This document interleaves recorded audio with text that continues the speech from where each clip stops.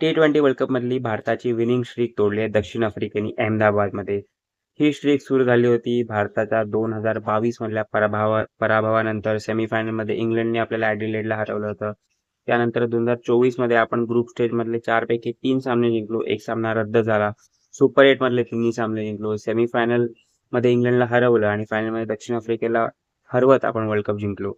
तर 2024चा अख्खा world cup आपण अनबिटन गेलो होतो. त्यानंतर या वर्ल्ड कपच्या ग्रुप स्टेजमध्ये आपण पाकिस्तान, अमेरिका, नामिबिया, नेदरलँड्सला हरवलं.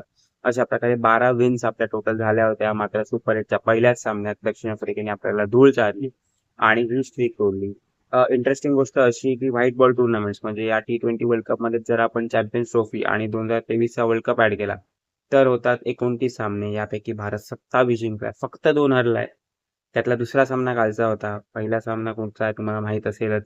असेल तर कमेंट करा, नसेल तर कमेंट्समध्ये विचारा.